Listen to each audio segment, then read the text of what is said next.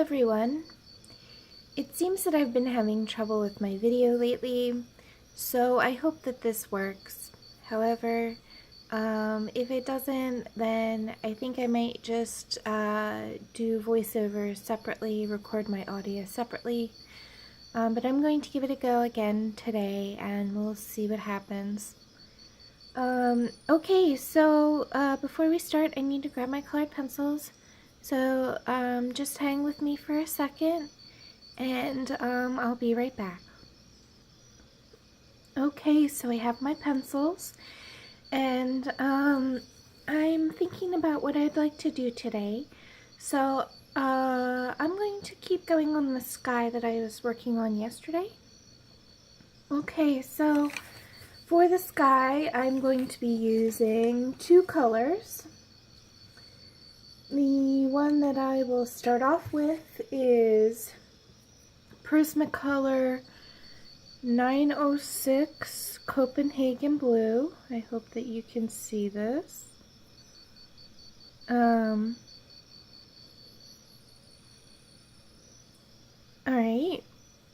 and then the other pencil that I will be using is PC 903 True Blue. And so what I'm going to do is, at the top of the page, the sky will, excuse me, I have a cold, so that's what I'm working through right now. So at the top of the page, the sky will be using the Copenhagen Blue, and it will be darker and get lighter as it goes down. And as it goes down, I'll transition it to True Blue at some point. There actually is not very much sky. I was thinking about maybe doing some clouds back there, but there isn't very much sky to actually deal with. Most of it is light beams. So I'm thinking about just leaving it pure blue and letting the simplicity of that sky come through. This is also going to be a very nice sky for those who are beginners to this type of technique.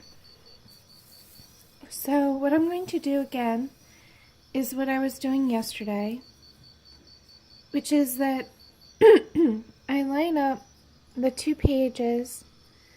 So this is the page that I've finished for the most part.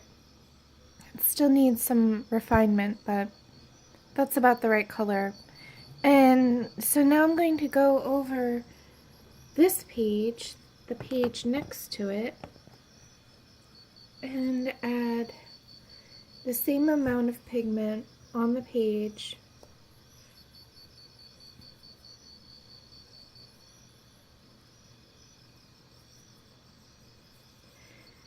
And by holding them up next to each other, it really does give me a good frame of reference on exactly how much darker I need to go.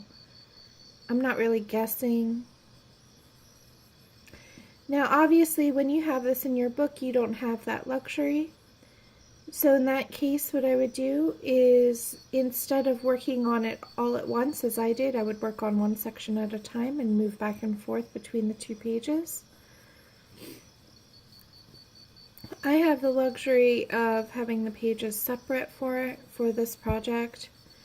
However, I will show you a background later on in, in my channel. I'll put that on my to-do list, where I show it to you in a book where you can't take it apart, or that you don't want to take it apart.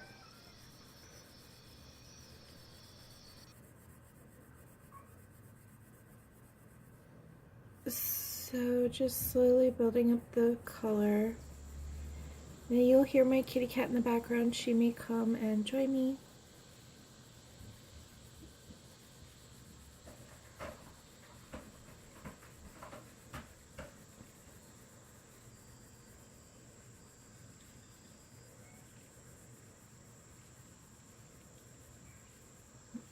Okay, so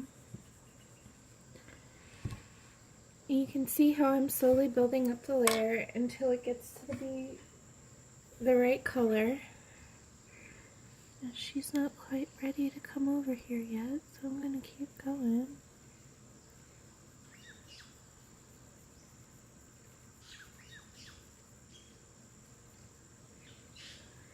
So what I do at this point is I focus on the lighter areas and I darken them up to the same value as the darkest area, thus evening it out, making it feel fairly smooth.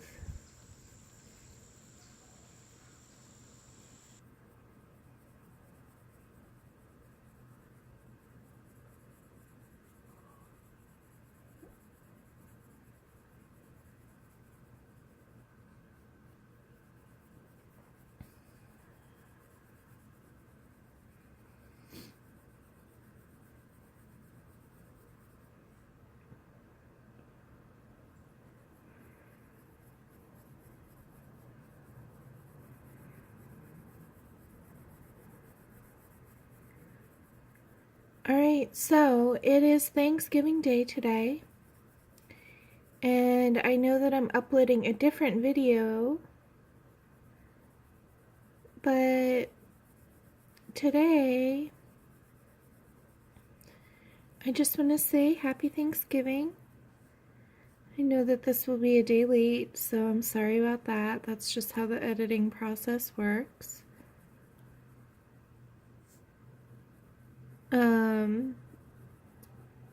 But yeah, Happy Thanksgiving.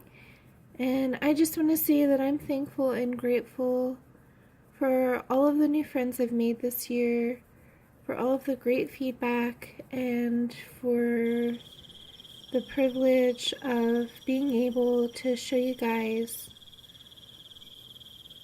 how I do things and to help you out. So thank you so much for watching.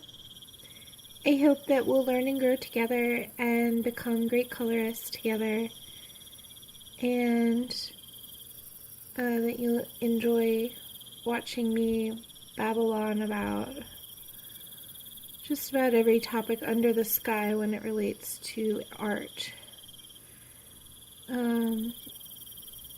So to that end, I just want to say that in the new year, I will be creating a user-requested video tutorial series, and I would like your input and suggestions as to what videos would help you the most. So if backgrounds are your weakness, let me know what background you want me to do. You can even, if you know what books I have, actually let me list them out for you later on in this video. You can request certain pages from those books, and I will be delighted, not just happy, but delighted to help you out. So if you have a page request, you want to see it in a certain way, you want me to help you figure out how to do a certain technique or a certain subject matter, as long as I can do it, as long as I think I can do it, I will try to help you out. So go ahead and take this time while I'm filling in the sky to just post in the comments below what you think. And actually here, let me take this short break and I will show you my coloring book collection. So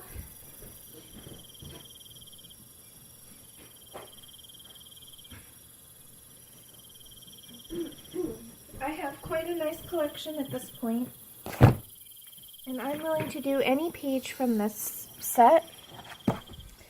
So I have the first book I ever got, Johanna Basford's Lost Ocean. I have her new book, Ivy and the Inky Butterfly.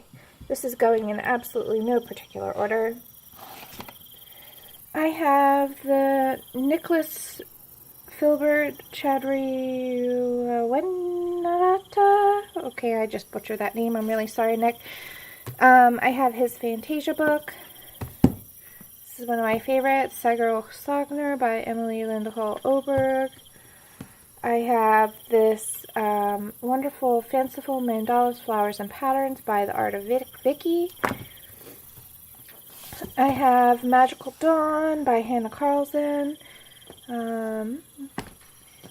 Most of these books I've only colored a couple pages in, or in the case of 2, none at all. This is Enchanted Forest by Johanna Basford. I have the Mythomorphia book by Kirby Rosannes. I love this book. And this is a brand new book I haven't even started in yet. I'm not going to even guess on how to pronounce that, but this is by Tina Wallen, and she is just so sweet. So I'm looking forward to trying out this book. So if there are any of these books that you want to see some work in of any type, so if you have a page that you want me to do, then now is your time to request it. And I'm not going to do this super often. Let me put these back where they belong.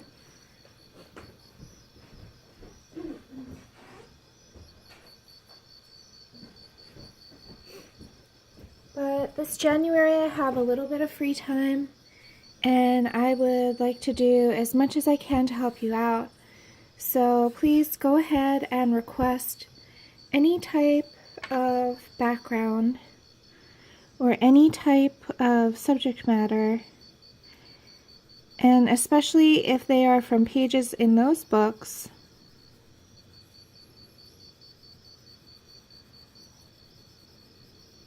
That would be excellent. Now, if you have a book that you're dying for me to color in and I don't have it, you can also feel free to send it to me. And I will give you credit in the, I do book reviews, so when I do that book review, I will mention your name as the person who sent it to me. But as of right now, I don't have a huge budget for coloring books, so I can't go out and buy new ones all the time. I'm really sorry about that. But as I go, I will be adding more to the collection, so the variety will grow. However, at this point I feel like I have a pretty good variety and of just different coloring books by different authors and illustrators, rather. I think that the variety of the illustration work is such that in any mood that I have a book that I can go to. So that's really nice. That was the stage where I wanted to be with my coloring book collection. So now that I've achieved that, I'm going to probably start focusing on materials and buying new supplies. But I will wait until the holiday season is over, just in case family and friends decided to get me some art stuff. Because don't you hate that when... Okay, here's a pet peeve of mine. Does anybody else hate this? When you go to all the trouble to figure out the perfect gift for someone and then they buy it for themselves right before the holiday. Oh, that drives me crazy. I'm like, now I gotta return my gift that I carefully chose for you, that obviously you wanted because you bought it for yourself. Now I have to return it and get something else and think of something else equally cool or useful or whatever it is that it was. Oh, that has happened to me before, and you know, don't buy yourself gifts right before the holiday. That just makes it so much harder on your family. And you know who I'm talking about. The person who I'm referring to knows exactly. If you're watching this, you know who you are. Stop doing that. So then I gotta go through and figure out, okay, so one sign is greener than the other, but that's okay. The main thing that I'm worried about is just that they are the same value.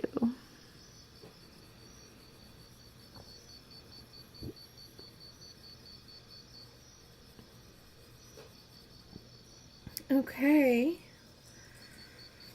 And as I get closer to that light source, the sun, we do lighten up and give a softer touch.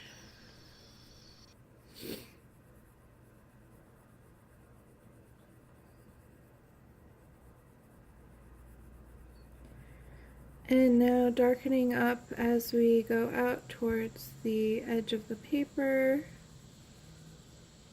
And at this point, I'm trying to make it as soft and even as possible. So sometimes this means taking your time. If there's a groove in the paper like I have here, then you gotta get in there with the pointy point of the pencil and just very carefully work it out. And I wish I could tell you there's some magical way to fix all of that, but not to my knowledge. However, you can see I just have patience, and I just carefully work it all through.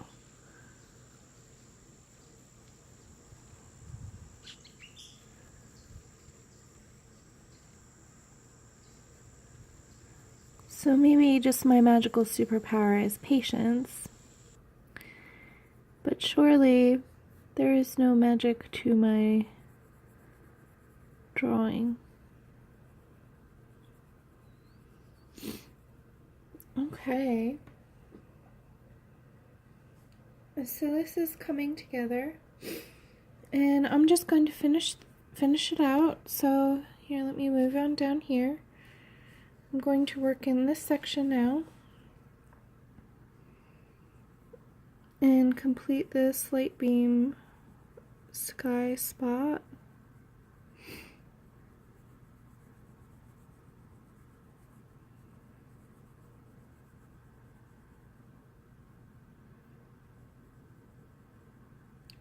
So for the most part, I'm still using the side of the pencil and letting the white of the paper show through.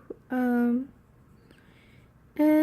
I don't mind this texture, especially in the sky and in some other spots where the texture of the colored pencil actually looks very good. But you can also, if you decide to burnish. However, I like the way that the colored pencil looks on the paper for the most part. So I only burnish when I feel it's absolutely necessary for some sort of...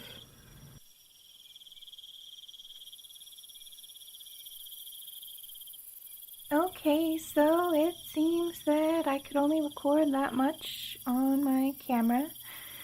So I had to transfer it off, and now we're back to do session 2 of today. So I don't know, I think we're on session 5 total of the entire going. So since I'm limited on time on how much space I have, I'm going to keep going. So here we have this page here, and I am using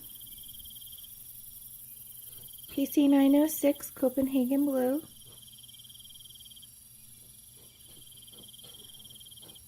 And I'm just going to be filling in here and finishing off.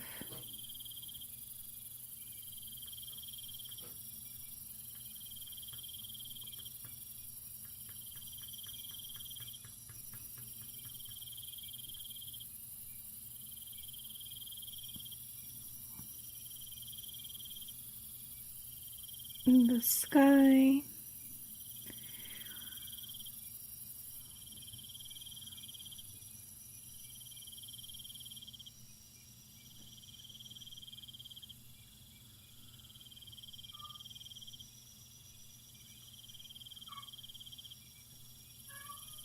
Aw, my little kitty wants some attention.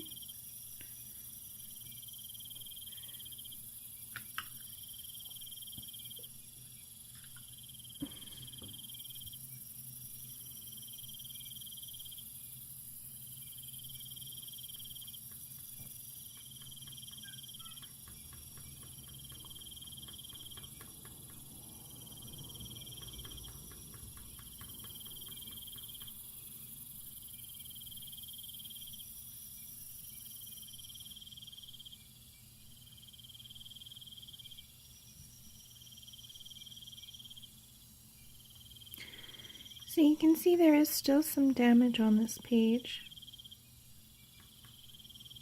And I don't know whether this was from water or from just indenting or how this actually happened. However, what I do is I just gently work around it. And sometimes the blemish will still be there, however, it's much less noticeable.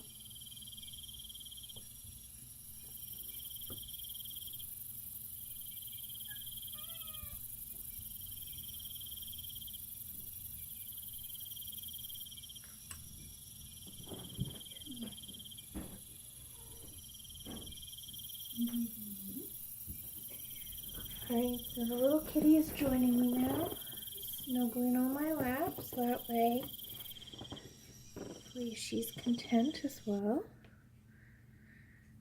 So we have little Miss Abby Kitty here now with us. And I'm going to keep on moving down the page, knowing that as I go I'm going to lighten it up a little bit. So here I'm going to just work on evening out the color first and seeing what color that ends up being. Because just by evening it out, it will look a little darker. So that might be all that we need on this spot.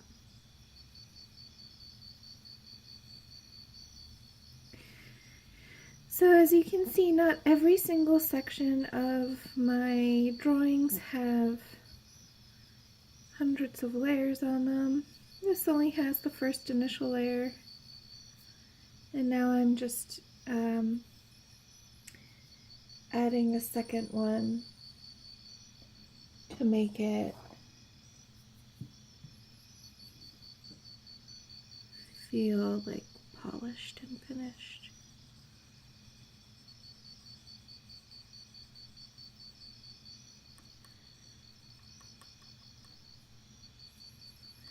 And then as we go, if I go through and I do this process and it doesn't look dark enough, then that's when I'll go through and add another layer of pencil to darken it up. And I don't only do this in areas where it's pretty bright and it probably doesn't need a whole lot of pigment on the paper to get the desired color.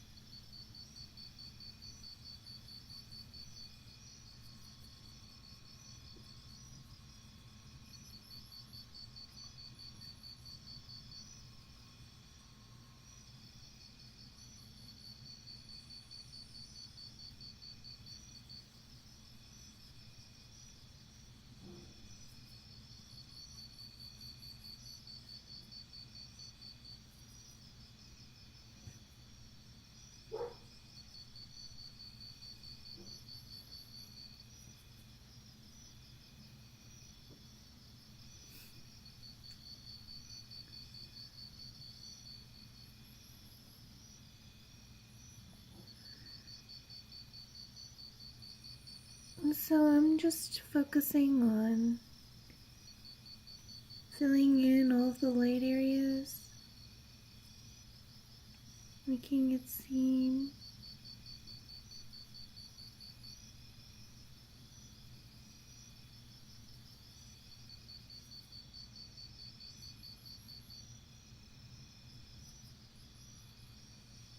more finished.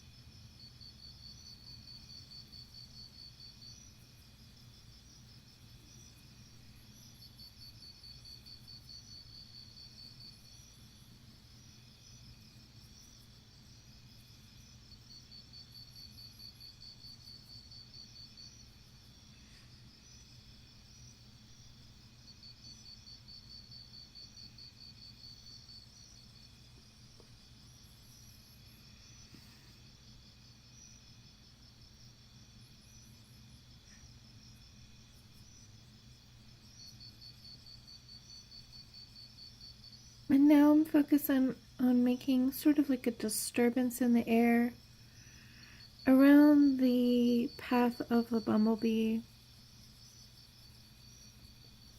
And this will give it more motion.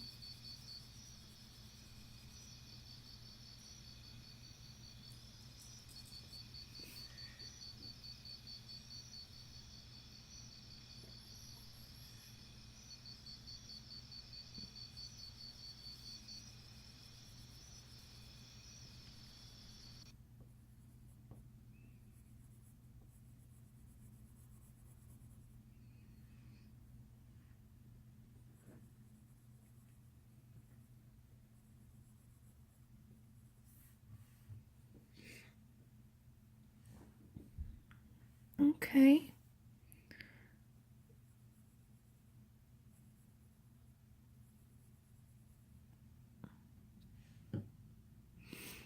So now as I go up,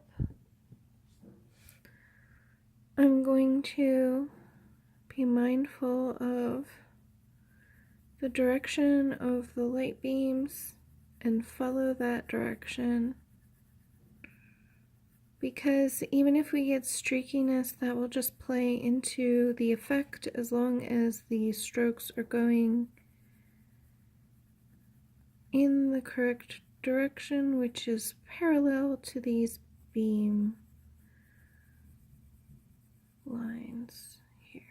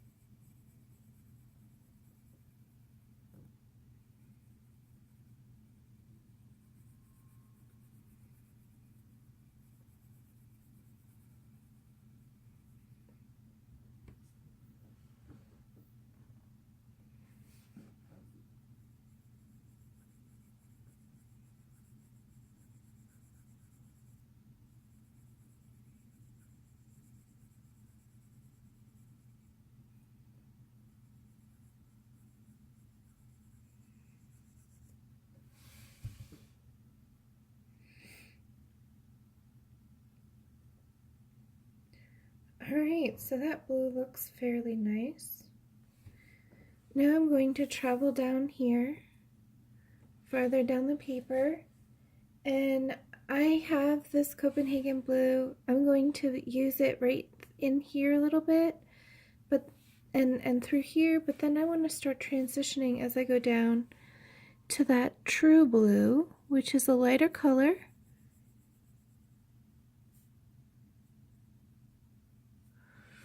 Ooh. So the light beams are coming this way.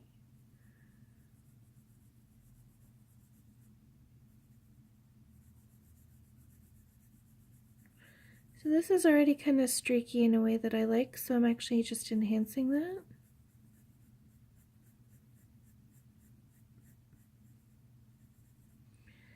Makes it look like maybe this flower is partially blocking what would otherwise be another sunbeam.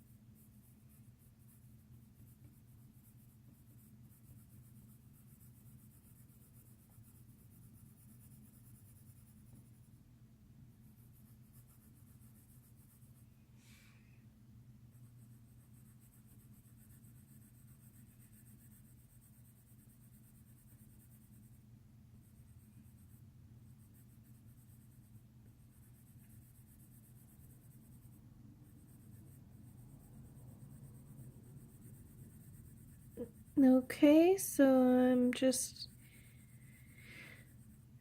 again evening out and making more uniform areas that maybe I was a little messy with.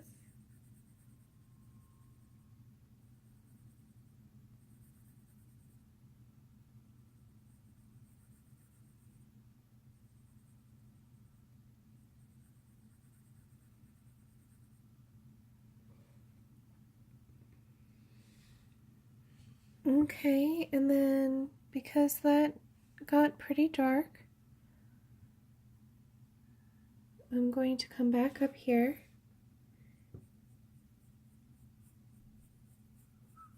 and just darken up the spot above it.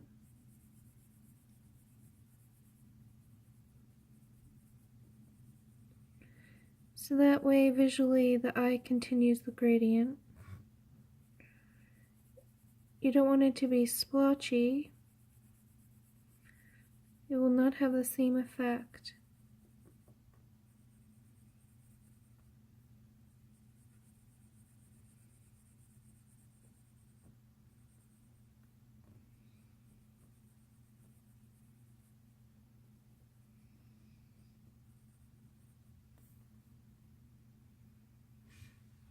Okay. So now we have that page is fairly on its way as far as the background goes.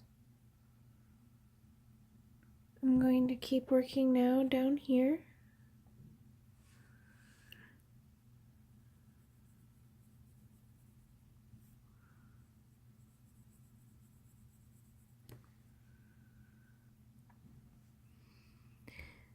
And just working in certain specific areas to kind of just even everything out.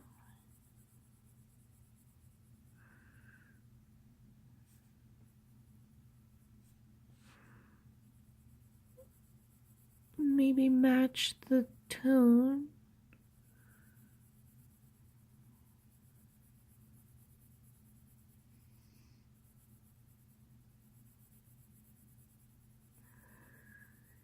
Alright, so now we're starting to get into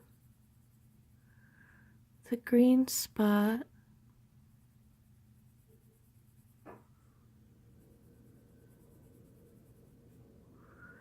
So I'm just going to blend in my blue that I have here into that green.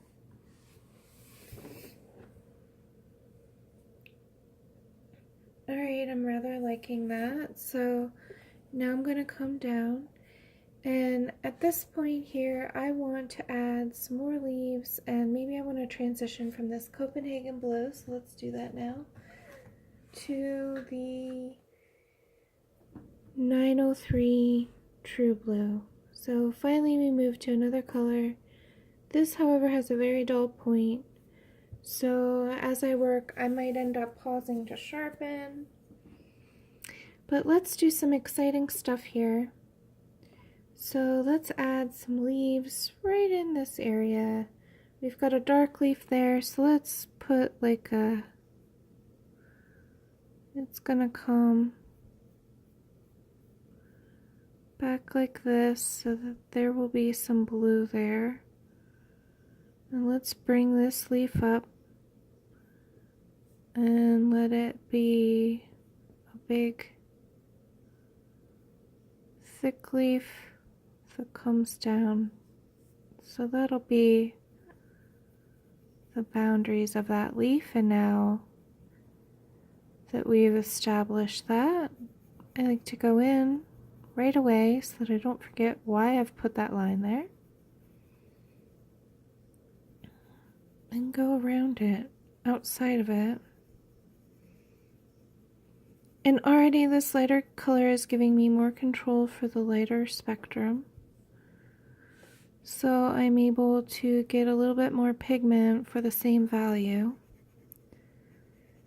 And that's the benefit of switching your colors up and not just varying the pressure. Varying pressure is a very important skill to have in coloring, but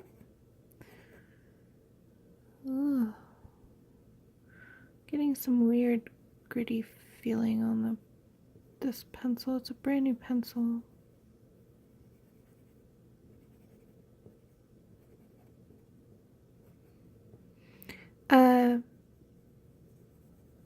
But while varying the pressure is important and is a very useful skill, knowing when to switch up your color to a lighter color is also pretty critical. I like to use darker colors even in my light areas because they lay down a lot of pigment. But then once you go over them with a lighter color, that pigment really starts to mix with the wax and make this really beautiful, bright, saturated mixture. So knowing when to switch it to the lighter color is also key.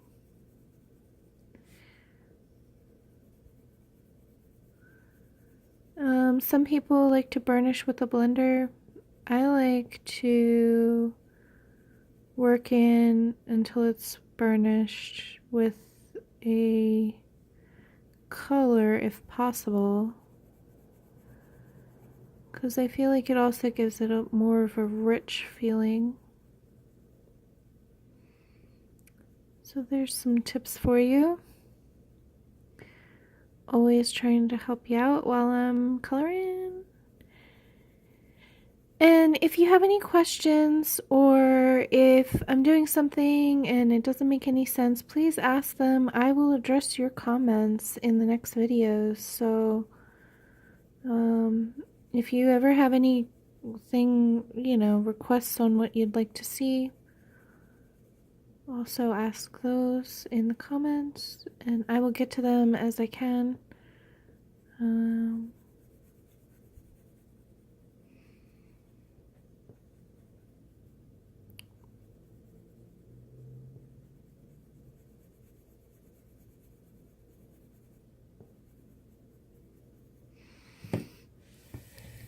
So here we have a nice rich color that I've created, which I really like this color.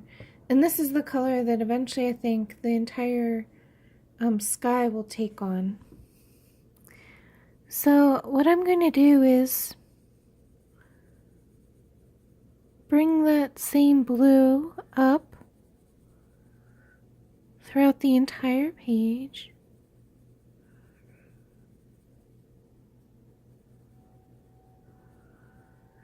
Because this true blue over the Copenhagen blue is really just right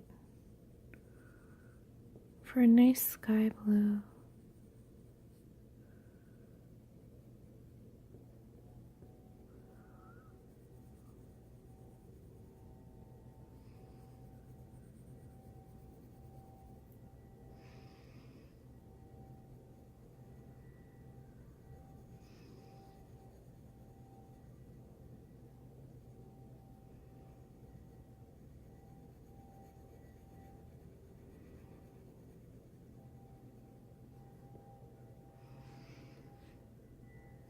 So you can see how just layering it again with one additional layer of color really does bring out the richness of the colors underneath.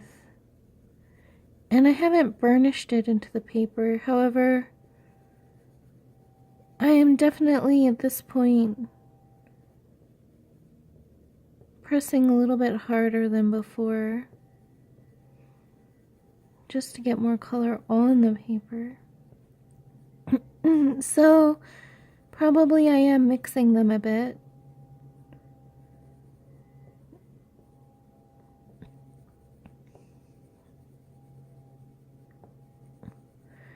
I'm still not pressing super hard. I'd say I'm applying a medium pressure. And rarely will you find me applying a heavy pressure.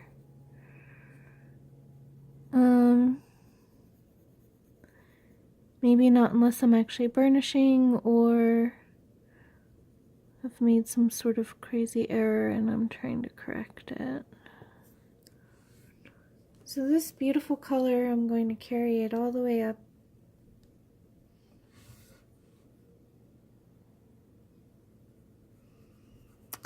So this is what happens a lot of the times with my coloring pages, is that once I find a color, I will spread it around everywhere, the color that I like. This is just to keep me from forgetting what I need to do. So I'm easily sidetracked.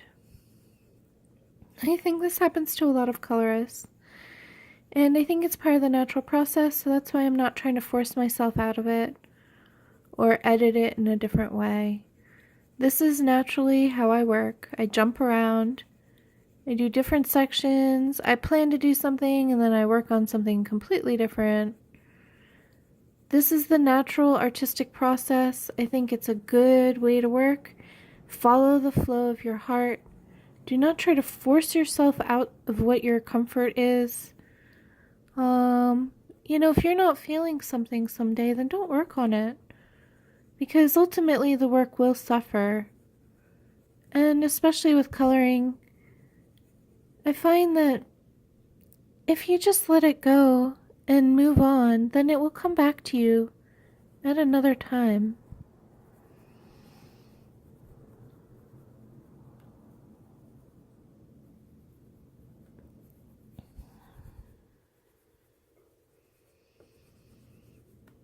Okay.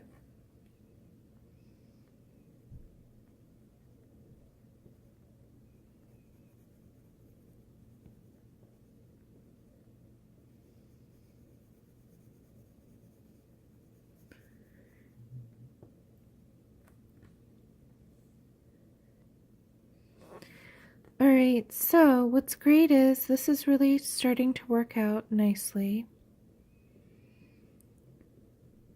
And the bad news is that I'm going to have to go back to the other page and do the same thing on that page, because you know my rule. What I do to one page, I do to both pages, especially if they have a similar or continuing landscape. It really does need to be applied to both.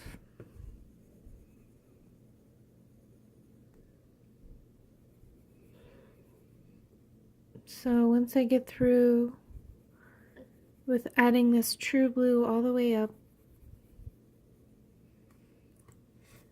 I'm going to add it to the top here.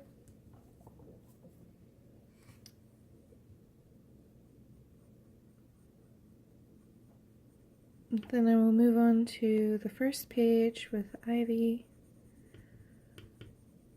and do the same. So I'm sorry if this is going to be very boring.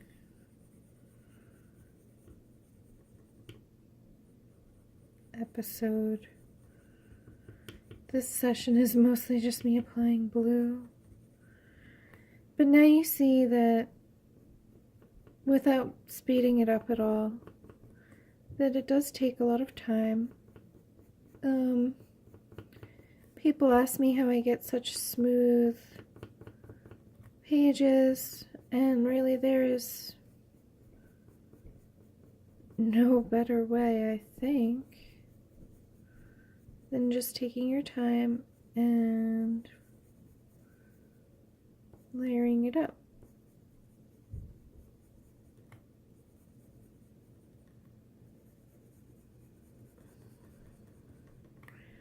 So since I don't want it too much darker than it already is, I'm focusing on filling in maybe some lighter areas and weak spots.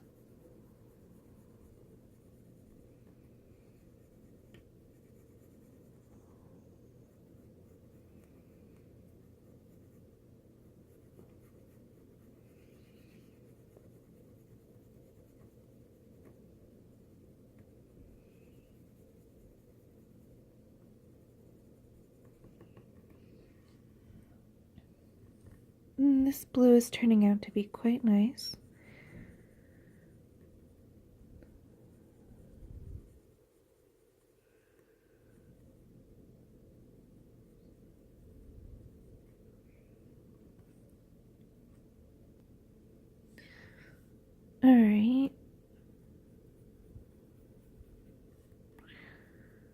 So as I layer this color in,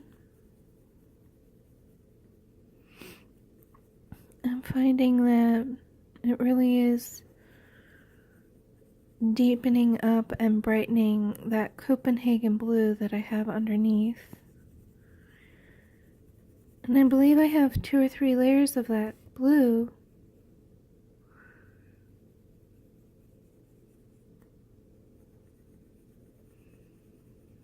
But this is almost like sealing it in.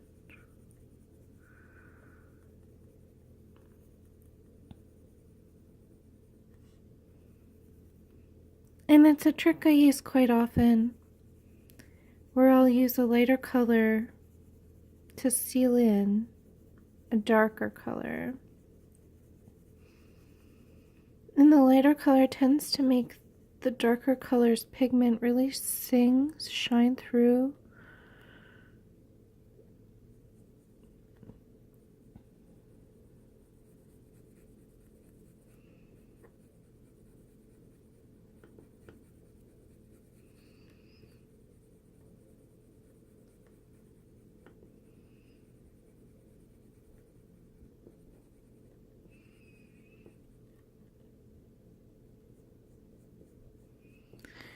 So it may be time soon to sharpen this pencil for the first time.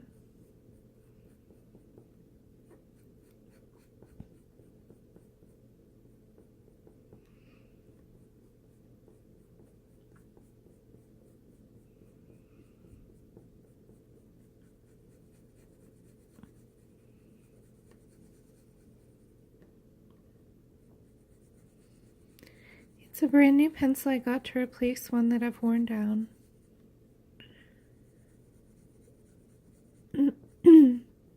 This is one of my favorite colors.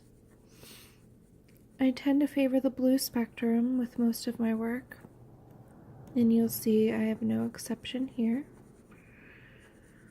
I'm definitely adding plenty of blue to this page. Alright, so I kind of like this variated mottled look that's happening. So I may not at first try to even it out. It may end up turning into being quite a cute little cloud. When that happens, sometimes it's better to go with it.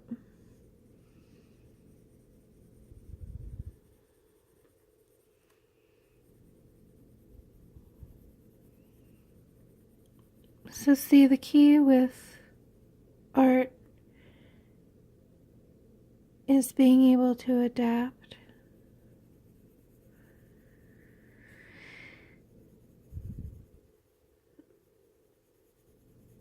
Alright, so it looks like we're winding down our session today, almost at the hour mark. And I just wanted to thank you for joining me again. I hope that you're enjoying this series. I'm sorry for all the technical difficulties I've been facing, but hopefully as I go along with these videos, I will improve on that. Other than that, I really appreciate you spending your day coloring with me. So if you have any questions or comments, don't forget to like and subscribe. As always, these things really help out. Alright, well, thanks again, guys. And I hope to catch you again for the next part. I'll put these together so that you can see the difference between the 2 pages. I have quite the task ahead of me tomorrow. So you see the blue, how rich and deep it is here versus over here. So more progress on the background of this Ivy and the Inky Butterfly page. Hope that you've enjoyed it, and I will see you next time. Bye.